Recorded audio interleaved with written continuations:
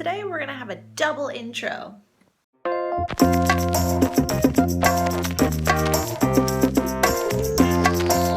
Recording. Good morning, good afternoon, good evening.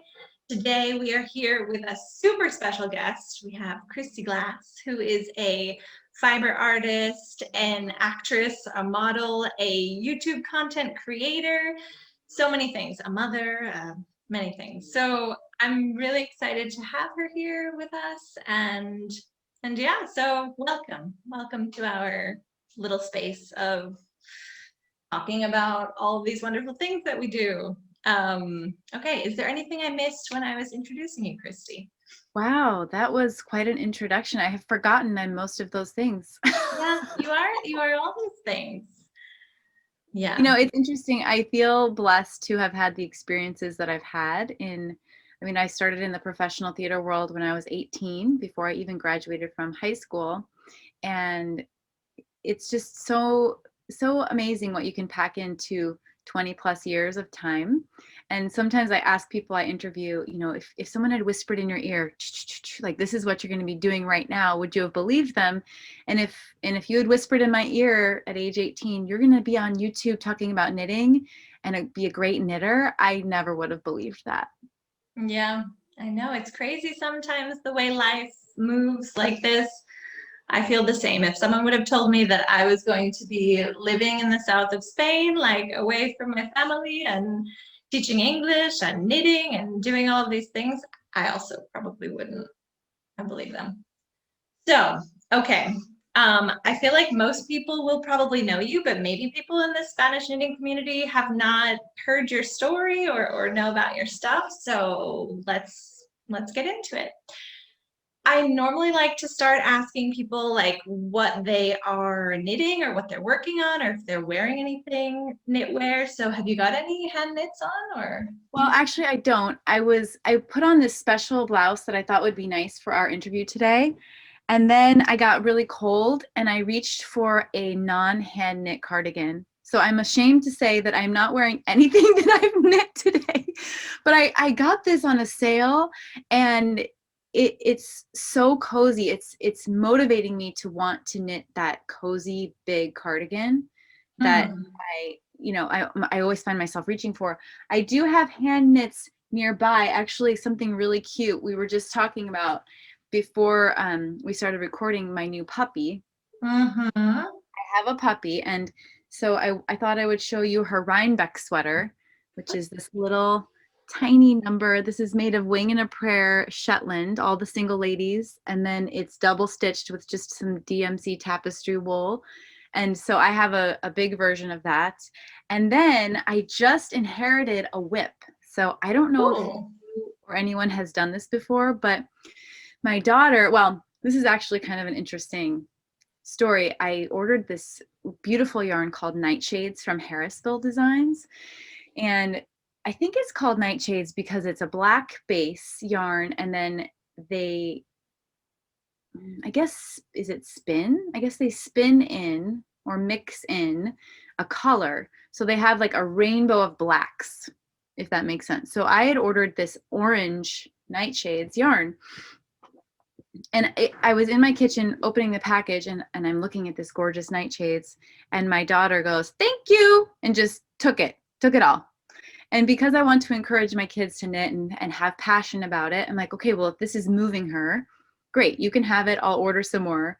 And so she cast on a Carbeth, and then she's recently just given up knitting. So I have inherited her Carbeth, and I inherited it was about here.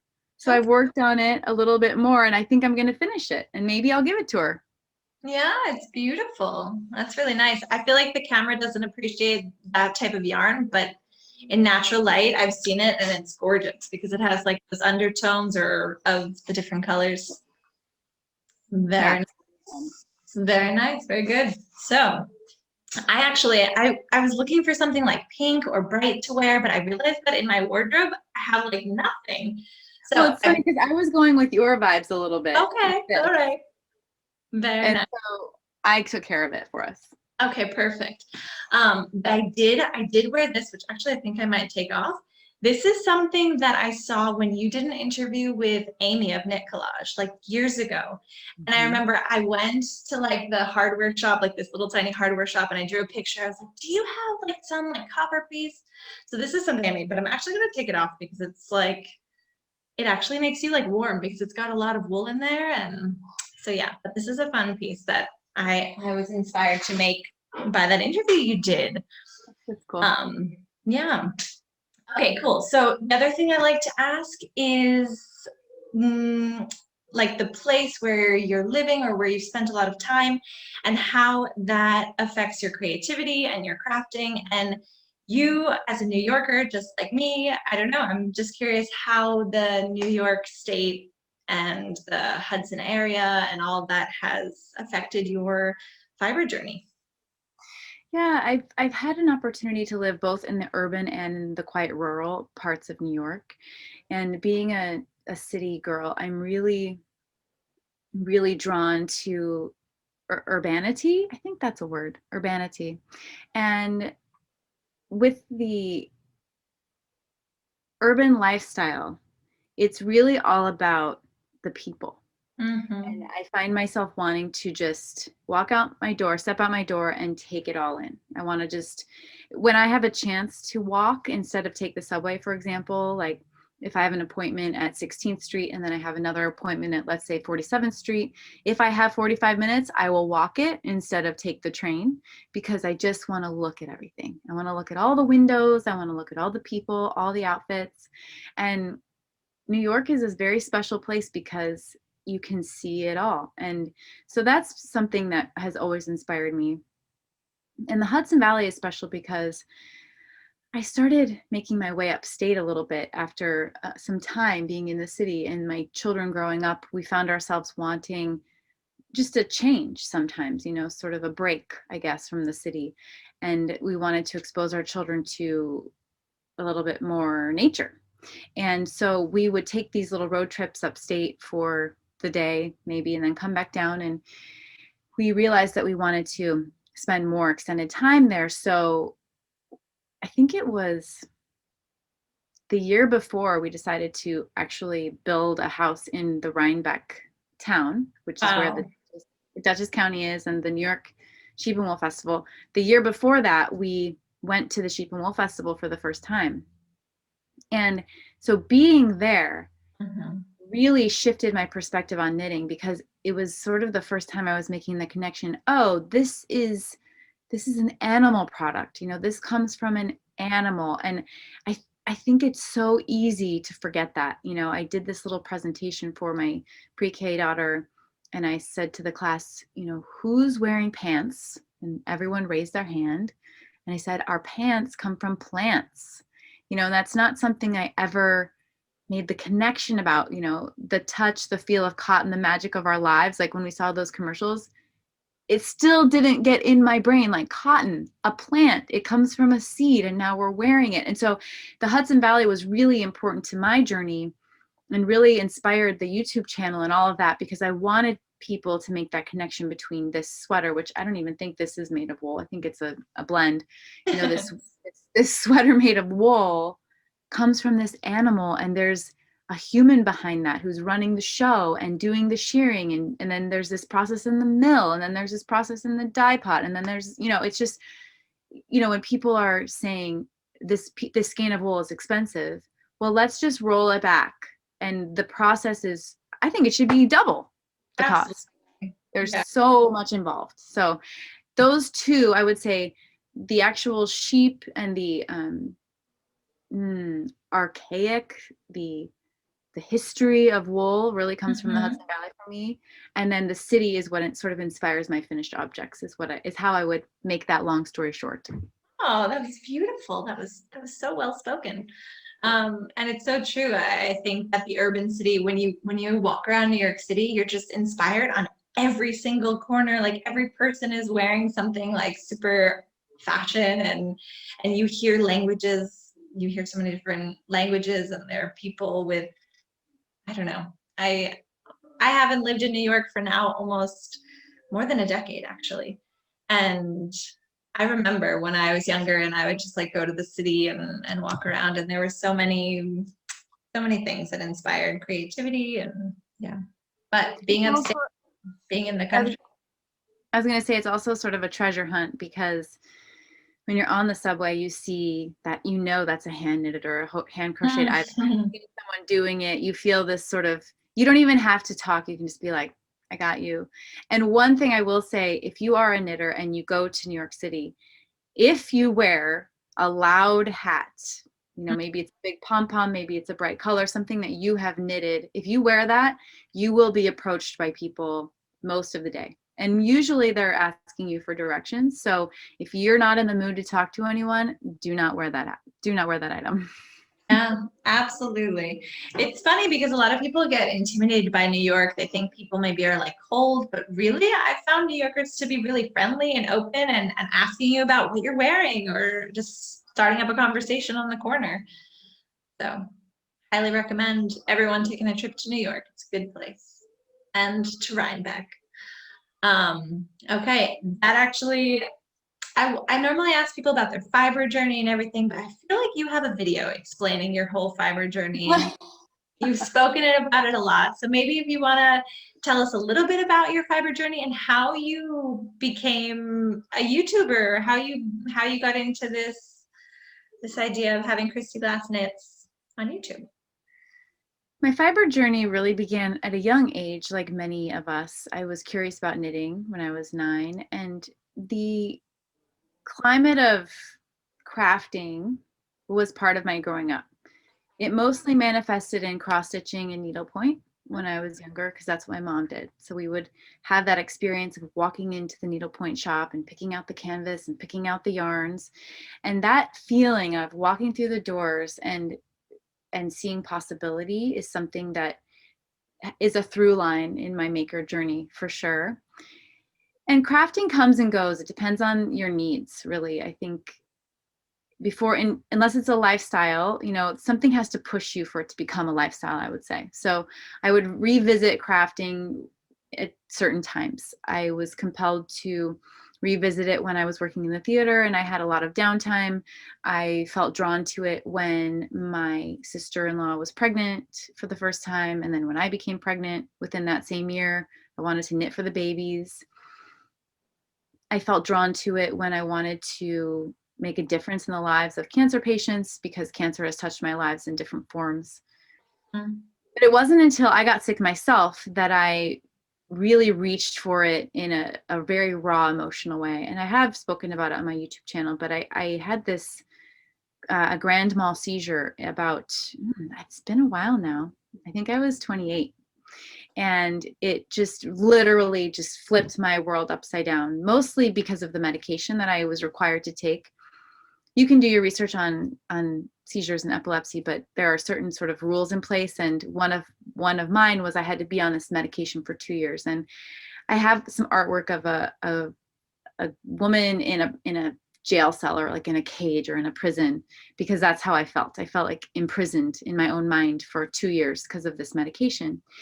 And the only thing I felt I could control was this yarn. I just was like, I need yarn. So I taught myself to crochet because I thought I would never be a good, I thought I would never get beyond scarves as a knitter.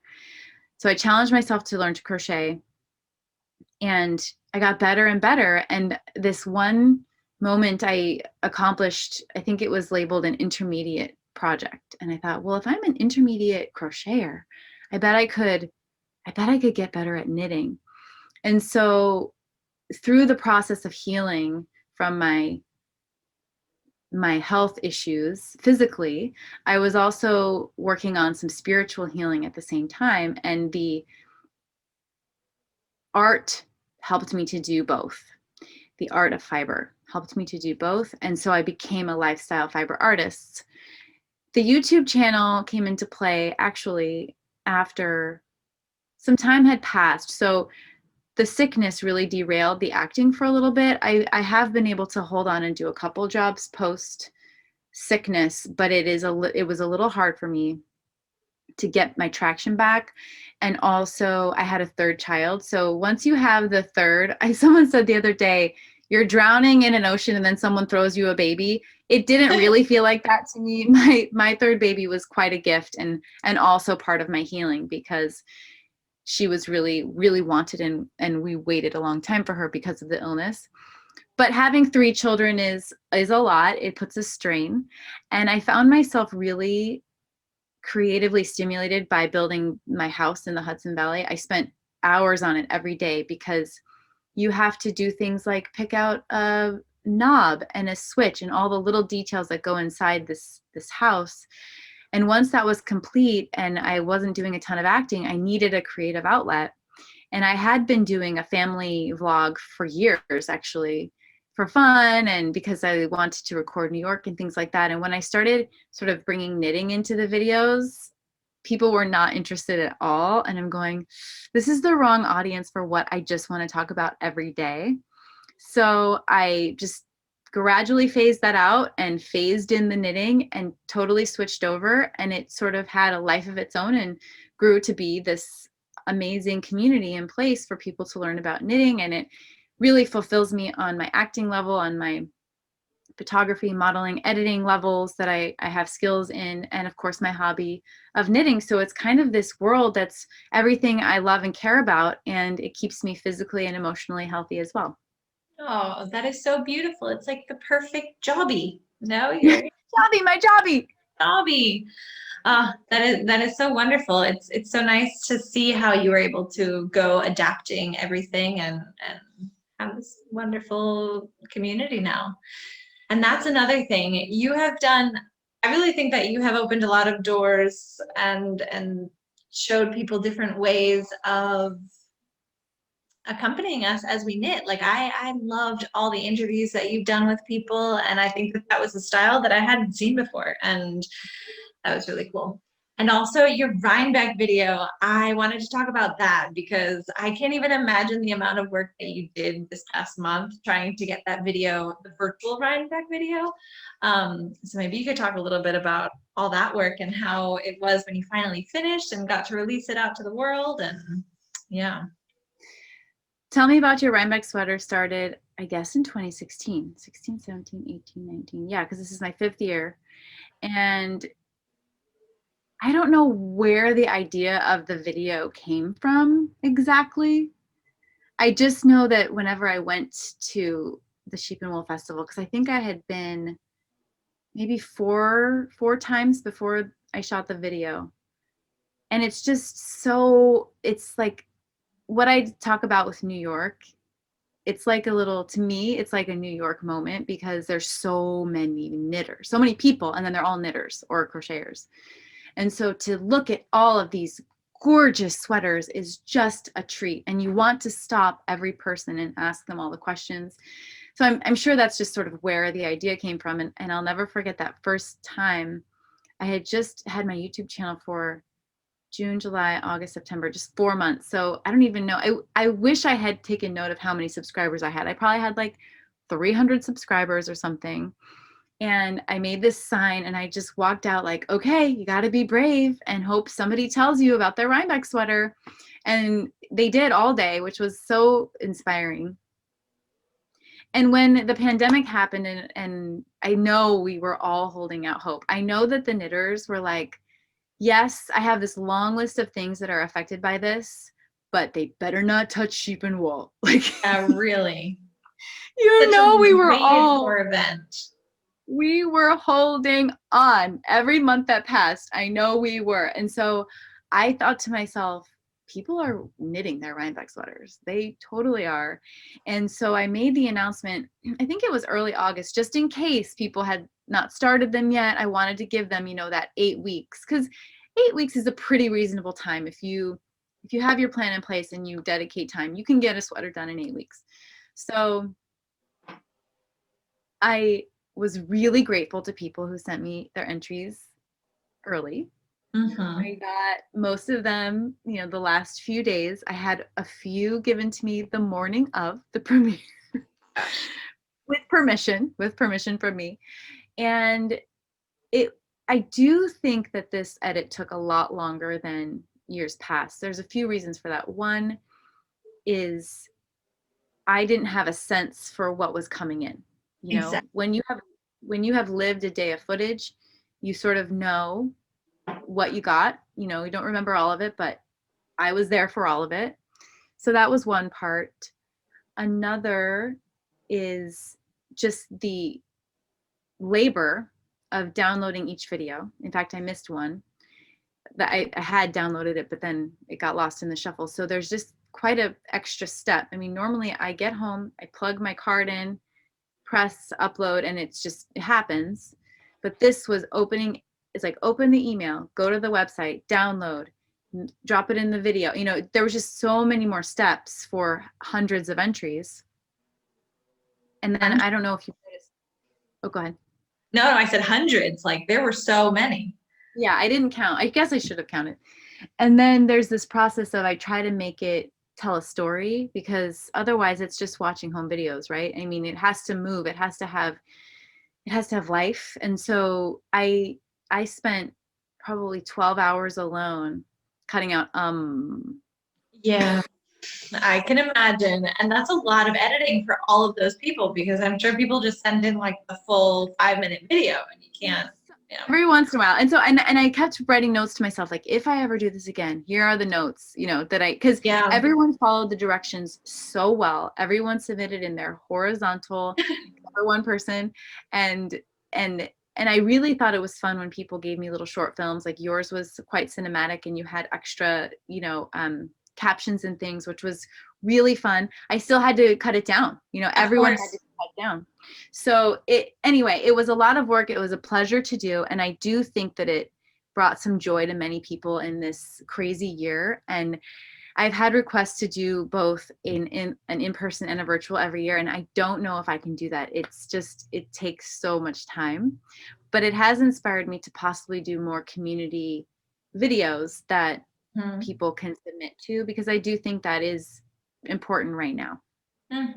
Absolutely. I think that it was so nice. And then when you had it live and there were so many people watching at the same time, and it was exciting. You could have your apple cider donut and just be hanging out at home and just imagining being at the festival. And hopefully next year we'll be back at it. But I think it is an interesting idea, because there are so many people from Israel, from Germany, from Texas who really can't make it out to Rhinebeck. So it was really exciting for those people to be able to be in one of your videos and be part of it. So you've got a whole year to think about it, but maybe you can figure out some way to get a virtual video also, because that was cool. It was very nice. Well, thank you for the feedback. The way I felt when it goes up is I just cross my fingers. Yeah. And I feel like I'm so embroiled in it that I don't, you know, and I feel like I know it so well that I have to remind myself, no one else has seen this. No one has seen one bit of this. And so I try not to judge it, you know, too harshly. Yes. And I think that you're always going to judge your own work so much more than anyone else. Like, I'm sure people were watching it and they loved it as much as I did. I thought it was amazing. And so many people, I have like a knitting group on Discord and everyone was talking about it. They're like, oh, did you see that person and this person? So it was really cool. I think that a lot of people really appreciated it and understand the amount of work that you had to put into that. So thank you from the fiber community to you. You're welcome. It was beautiful. All right, very nice.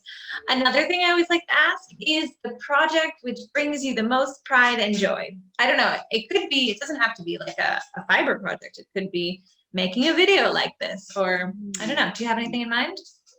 No, that's actually a really good point. I am proud of Tell Me About Your Rhinebeck Sweater. I do think one thing I'm proud of with my YouTube channel is I'm trying to focus out instead of focus in. It's been more about me lately because of the pandemic, but I do enjoy shining a light on other people. And so many people said yes to me when I was starting out that I try to say yes when I get requests to just remain on that congruent in that platform of shining a light on others. I am, of course, proud of my children. You know, that's the canned mom response, but I'm very proud of them and all they've worked on and done, especially this year. My older daughter especially was robbed of her senior year and had to make this transition to college with some sort of scary health problems that are hopefully now in the past, but just a lot going on. You know, I think everyone wants to identify and embrace the umbrella that we're all going through with coronavirus, but we all have our internal other struggles. And so it's hard, you know, every time she wanted validation for feeling bad about graduation being swept away, I was not the best mother and would say things like, well, it's happening to every senior. So, you know, that's been hard for me as a parent to know what to say to you. You know, I think if something horrible was happening to her that had nothing to do on a global level, then I would be maybe more compassionate. But I'm just saying, you know, this is, anyway, I'll stop talking about that. But it's been a hard year. True. Yeah. So I'm really proud of the girls. And as far as knitting goes, I think the beginning knitting projects are the best. I'll never forget knitting my first hat. It was probably in 1999. And every time I got to my beginning of the round marker, you know, I noticed how twisted my hat was. And I was like, this knitting a hat is so magical. Like, I'm going to bind off and it's going to untwist. Like, that's so cool, you know? And of course, that was not what happened. I was knitting it in like a double twist the whole time and didn't realize, because I missed that careful not to twist lovely sentence in all of these patterns. So once I was able to accomplish, you know, my first hat or my first sweater, even though it wasn't perfect, I'm of course really proud of those items. And I will say I have a special series coming up. I'm not sure when I'm going to drop it, but it will at the latest be January. And I'm doing this maker swap where I knit a sweater for someone else. And it was inspired by sort of things that she makes. And so when that comes out, I'm pretty proud of that. And it's going to be really cool. So I usually don't do this, but if you're not subscribed to my channel, you should subscribe so you don't miss it. Absolutely. And I'll leave all the information down below so that people can find you and follow you, because that sounds really cool. So when is that going to be happening in the new year? We are in the midst of it right now. So she's a sewist and I'm a knitter. So she's sewing me a garment and I'm knitting her a sweater. And so her sweater is on the blocking boards. It's almost dry, but I've shot 4 videos so far just in the series. I just haven't dropped them yet because I want to make sure it's scheduled in a good order. And since we're not totally finished with it yet, like I think I'll send her the sweater next week and maybe she'll send me the dress next week. And I think we'll open them on a Zoom together, what it is. And then maybe there will be another video of me, you know, wearing it and talking about it. And what I secretly hope is that her sweater inspires her to want to sew something to go with it. And then what she sews me inspires me to want to knit something to go with it, so that we take it one extra step. Very cool. I love this idea. This is such like a way to knit people together and bring it all, work it all together. Very nice. My dog is having his typical interruption. This happens every time. Let me just close the door because I'm learning all about dogs now that I have a puppy. I get it. Literally every time that I'm having an interview with someone, he will open the door, close the door, come in, make noise. But anyway, yeah, having a puppy is fun. I mean, he's 8 years old now, but he's still a puppy. So have fun with Louise. She's adorable. Thank you. Yeah, people can check your Instagram. I absolutely love the little video where you were like trying on his sweater and she was just like totally passed out. I was very surprised because my dog would never, even when he was a puppy, he was very active. She seems like a very chill dog. Yeah, I have to say, I have very little experience with dogs. I grew up with a miniature dachshund, and she was pretty docile, but very territorial and nasty if you weren't in the pack. So she would never have laid a hand on us, but was very quick to be, you know, violent to other people. And so this is my first time with a puppy, and I just have to say she's a great dog. In fact, just last night it was her dinner time, and she's been on a little bit of a limited dinner schedule because she has a little belly issue that we're working through with some medicine. And so she's even like probably a little hungry throughout the day because we're feeding her less. And so my husband brought me some food and I had her on my lap and I'm eating my food and she just sat there like, please, I really like some. but she didn't lunge for it. She didn't try to eat it herself. So she has really good manners. And that video, I think we checked, it has 16,000 views now. She stayed asleep for a 4-minute sweater fitting. It was hysterical. She's so cute. And she's really young. How old is she now? I think today she is, or this weekend she'll be, oh, maybe, hold on, I can do this. 6 + 8. She'll be like 15 weeks. Okay. Yeah, Wow. because she was born on July 4th. Was she really? Wow. Yeah. That's Yeah. great. What a great birthday. You'll Yeah. never forget. No. Very, very sweet. Okay, so more questions I had to ask you. I did want to talk a little bit about your work in music and theater, because I think that that's something that sets you apart maybe from other crafters, although there are a lot of actors and actresses, because I think there's a lot of knitting time in theater. Mhm. But I wanted to know if there was if music or acting inspires at all your knitting or your crafting in any way, or if there's any crossover between the two of those. Yeah, thanks for asking. It feels like a different time in my life because I haven't even done a singing job in a while. And I would say, yes, there's a lot of downtime backstage, and there were a couple shows back in the day where I could read. If I knew there was a really long break between scenes, I could read a book, because the work of the character and the coming up with your performance is really done in rehearsal. It is done after rehearsal, it's done on stage. So you and bless us actors, it gets in our body to a point where we don't have to think much about it after a time. So you can actually sort of read a book in between your scenes, and it's gonna be okay. But knitting is better, because especially if you're having an emotional arc or track, as they call it in the Broadway world. If you have a demanding track, maybe knitting is better, especially you can just kind of sit there and listen to what's going on, because there's a speaker in your dressing room and you know when you have to go on to the next scene. In the TV world, it moves a lot faster, but it's a lot of hurry up and wait. So you hurry, and then you're just waiting for something, whether it's the technical, the lights, whether it's the scene before you.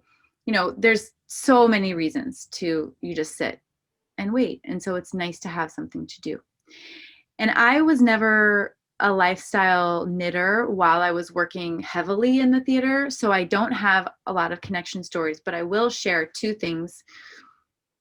One is I interviewed an opera singer, Devin, the knitter, who she's been on a few Tell Me About Your Rhinebeck Sweater videos, and she talks about how her life is a bit of, maybe nomad is the right word, a nomad's life, where she has to sort of be very small in the way she packs, because she's moving about doing contracts in different cities, and maybe she can't access all of her things, she can't bring them all with her, so she keeps them at a home base, maybe in a storage unit or at her parents' house, something like that. So she will choose a project that is portable and that kind of reminds her of the show she's doing or the character she's playing. And I love that idea so much. If I were to snap my fingers and make theater happen right now and be in a show, I think I would absolutely begin a project that somehow had a connection for me to the character, whether it was the texture or the color of the yarn or the project itself. I would 100% do that. I think that would really add to my character development. The other thing I wanted to share, just as a side note, is I had the opportunity to interview Judy Greer, who is a very successful, well-known actress in Hollywood. Mm-hmm. She's also a knitter. And I brought this subject up to her, and I don't think she has knit to character, but she does have something where she gets a signature scent for the role she's playing. And so sorry, you can hear like a lawnmower, leaf blower in the background. Can hear. So she will wear a signature scent, and that will bring her into the character. And I think that is brilliant. I think that's a brilliant idea. Absolutely, because I think that scent is something that really it reminds you. I think it's the most, out of all the senses, the one that brings us up memory faster. Very cool. Very cool. I like that idea of, I mean, I'm not an actress, but I feel like in different parts of my life, there are projects that I'm working on, and I'm a very slow knitter. So maybe a project will be with me for 4 or 5 months. And so that like segment of my life, I will remember, I don't know, even if I'm not intentionally linking things up, I will definitely find connections with things that are happening. And we have a lot of time to meditate when we're going through the stitches, no? And so maybe these connections come up and I think there. also, I was just going to say two more thoughts. One is, if I'm like watching a show while I'm knitting a certain project, if I pick it up again, I remember that show. So there definitely is something about that mind-body connection that brings you back to where you were. That's why prayer shawls are important for people. Mm-hmm.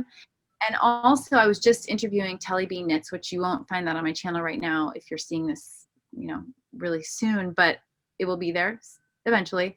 And she was talking about how she was on this sort of, I don't know if it was a backpacking trip or something in South Korea, and she could only bring like a skein of lace. So she decided to knit this sort of extravagant lace shawl, because lace, you get so much yardage in the 100 grams.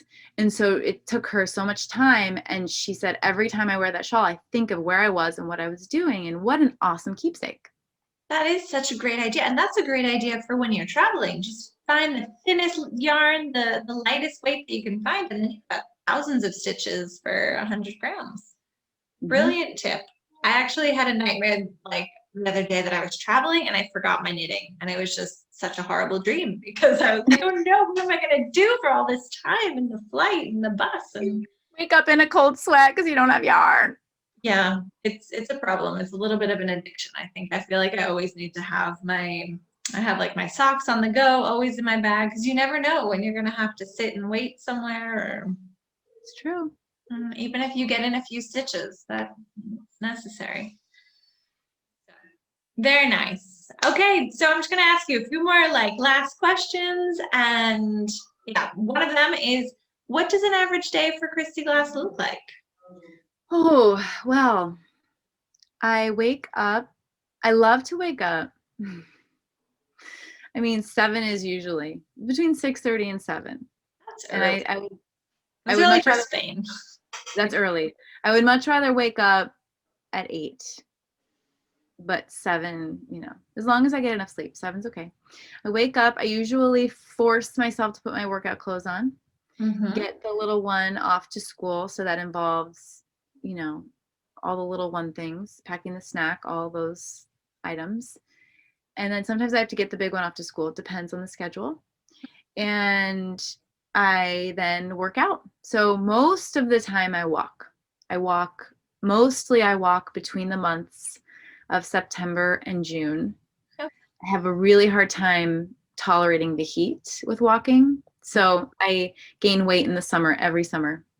And then I just start, usually people gain weight like at the holidays. And Exactly, that's fine. it's so funny. I'm the opposite. I'm usually my skinniest like on Christmas Day. I So you're mean, my running weight, around, getting it. yes, my weight doesn't fluctuate very much, but it's just something I noticed, that I'm really thin around the holidays, and then I plump up in the summer because I eat a lot of pie and sit on my porch and don't exercise. Perfect. It's all good.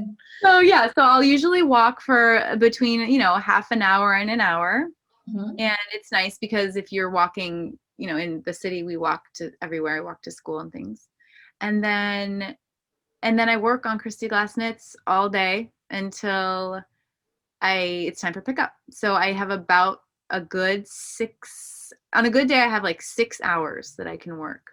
So what is that? 6 times 5, I try to get between 20 and 30 hours in a week working on Christy Glass Knits, which seems like, can you tell? I don't know. Can you tell I'm working that hard?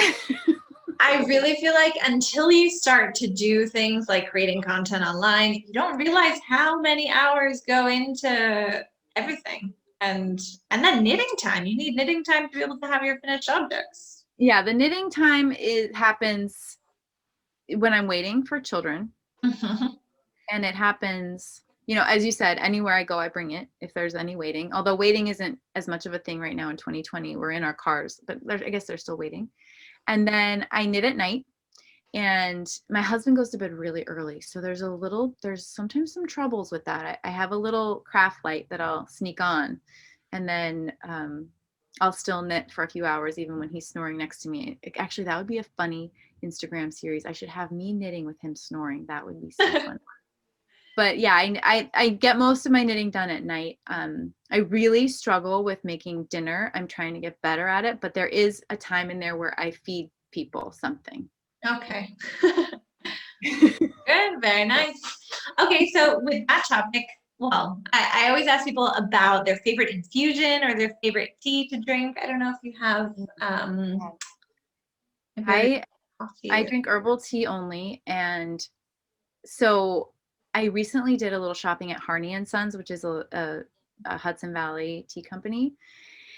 And I love Harney and Sons. Actually, last season, I hope they come out with it again. They had one called Winter Festival, and it was like a spicy, like not fruity, but just like, I don't know, so good. It was so good. I think it's just seasonal. So I'm on the lookout to see if they come up with that again. And they just came out with Paris Herbal, because I guess Paris, Harney and Sons was like the best tea, but I don't drink black tea, so I could never try it. And they just came out with Herbal, and it's very delicious. But I just made this discovery, which I will share with you. They have, I think it's called Super French Lavender Blue. I feel like the name Super's in it. But anyway, this little tin, it's just lavender. It's nothing else but dry lavender. And so I make the lavender tea, and then I top it off with this almond beverage from Trader Joe's that's blueberry lavender almond milk. Oh, And wow. the two together is kind of making me geek out right now. Wow, that sounds delicious. Yeah, it's really So the Trader Joe's thing is blueberry, almond, and lavender together. Like yeah, it's an almond milk. I'm gonna see if I can find it for you right now. Trader Joe's blueberry lavender almond milk. Okay. Yes, it's called blueberry lavender flavored almond beverage with other natural flavors. And it says a smooth and creamy non-dairy beverage. And it comes in just like a little, it's not like a full almond milk size. It kind of like has creamer vibes to it. And so I fill up the tea cup so that there's just like, an inch left. And then I top it off with this. And then the temperature is ready right away. It's a little creamy, and it adds a little extra something. It's pretty yummy. That sounds delicious. I'm gonna have to try and invent something like that because we unfortunately don't have Trader Joe's here, which They is have a hack though. It says, when I Googled it, it said like becomebetty.com. It looks like maybe they have how to make it yourself. Yeah, I think they have a hack, so you can Google it. Okay, I'm gonna look into that because that sounds delicious. And lavender, I love lavender mixed in with other herbal infusions. So yeah, another lavender shout out is the lotion so lavender itself, I'm like, okay, but there's certain versions that I love. So the other thing I discovered is Lush has a hand cream called Sleepy, and they say it's lavender, but it doesn't. I'm surprised it's lavender, but whatever it is, it's something amazing. So that's my other lavender discovery. All right, very nice. Okay, well, that leads into my next question. Favorite plant? Do you have any favorite plant or any plant that you have been noticing recently, or Did you I say don't know. plant? Plant? Yeah, I'm really into the plants. So I always ask people like, oh, do you have any plant that's been catching your eye or anything? When I was preparing to get my puppy, I took a quiz on IAMS, IAMS, to find out what breed would suit me. Oh, really? At the end of the quiz, they said, plant. You're suited for a plant. No dog, no cat, yeah. Plant. Not even a bird. Plant. Yeah, a plant. Yeah, I was pretty sad about that. So I have done some gardening in the past. I would not say I have a green thumb. And I just got my first houseplants ever. I have a money tree, which is sort of fun because the roots, what is this? The stems, the trunk is braided. Yeah. Yeah, the trunks of the trees or whatever, it's like braided. So it looks like knitting, which is awesome. I have a monstera that I'm not sure how it's doing. It seems okay. But I have this really favorite favorite little succulent right now, and I can't get it to you quickly enough, but it's so cute. It kind of has like little, I don't know, it's just cute, and I'm loving it. And I just got a pot. I can show you the pot. I got a new pot that I want to put another succulent in. Let me show it too. It's right here. I feel like this little pot needs a succulent. Oh, yes, that would be perfect. I love it. Yeah. So I think I'm more about the pots and like a low maintenance item. Yeah. Because the money tree and the monstera, they take a little effort, and I don't know. I don't know if I'm that girl. I'm more like a, let me just sprinkle this succulent every Tuesday type girl. Mm-hmm. Yeah, I like to enjoy plants in nature most of the time, but I do have some things growing on my balcony, and actually this is a new one that I found today because I didn't have anything pink or fuchsia or anything. So I got these fuchsia flowers and this orange flower pot in honor of you, Christy, because the colors that they were. But yeah, I like to enjoy the plants and everything in nature because in my house, I don't know. I try to take care of them, but very nice. Okay, so I also like to ask people if there's anyone in the fiber community or not who is inspiring you lately, or someone that you admire that you would like to recommend to us. Like, yeah, that's a great question. Let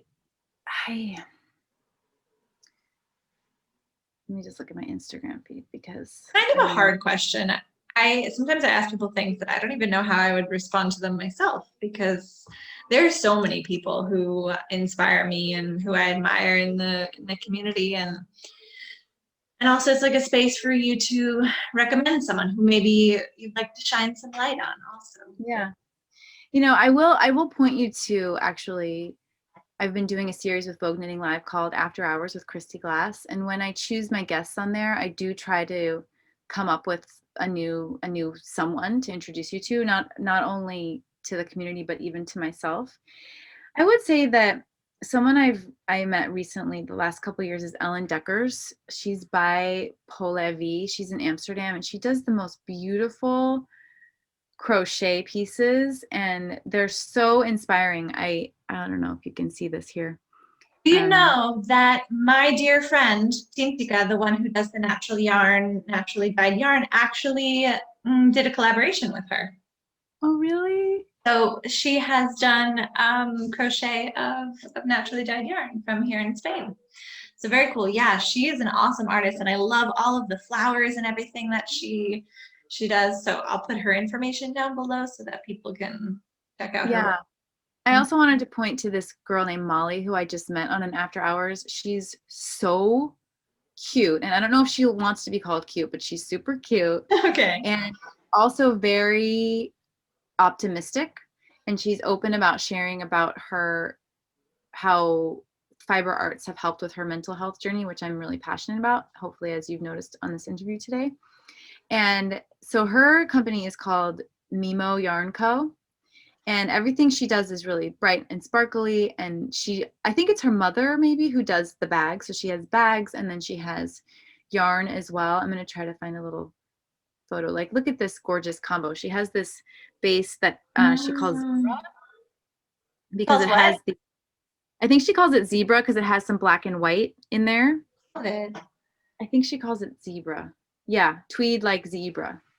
So I just think she's sort of an up-and-coming dyer, and she's in the UK, and so she has the sweetest little voice and the accent, and I would say that's someone new that I've discovered recently that I really enjoy. And then just those amazing items that Ellen makes are really inspiring to me. Very nice. All right, perfect.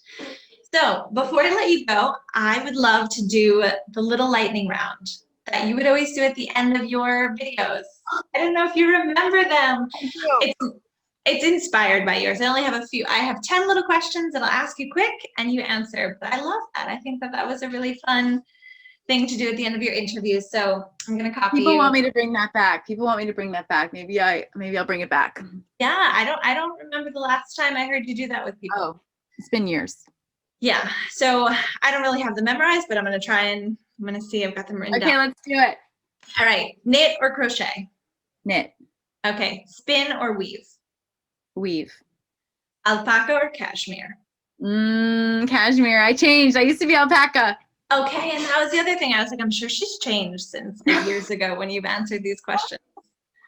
Very nice. Okay, speckles or solids? Speckles. Okay, speckles, nice. I haven't asked that one. That's a good one. No, yeah, no, these are new ones now. Shawl or cowl? Shawl. Okay, salty or sweet? Both at the same time. Both at the same time, yeah, like chocolate covered pretzels or something. Yes, or the Chicago mix of popcorn. Delicious. Okay, lipstick or eyeshadow? Lipstick, 100%. Oh, and now it's all covered. We can't use. If I could put only one thing on, if they're like, you can, some people say mascara. No, lipstick solves everything. And yes, I'm mad about the mask. And I have my touch up on, you have but Macne. I have full blown masking. Full blown. Oh, it's terrible. It's terrible. Okay, brioche or color work? Color work. Oh my gosh, color work. Really? Okay, cool. Yes. All right, intarsia or duplicate stitch? Duplicate stitch. Okay. All right. I saw you in your little sweater for Louise. And your favorite place to knit in public? Maybe post pandemia. Subway or Central Park. Oh, okay, beautiful. Thank you so much for answering my questions and for hanging out with me for a little bit. It has been lovely, and I wish you the best of days and weeks, and good luck with everything. Same to you. I have to say this feels very odd because I wanted to just have a conversation and ask you all the questions back. So you'll have to be on my channel sometime. I would love to. All right. Well, Thanks thank for you. having me. Thank you. Bye. Bye. Bye.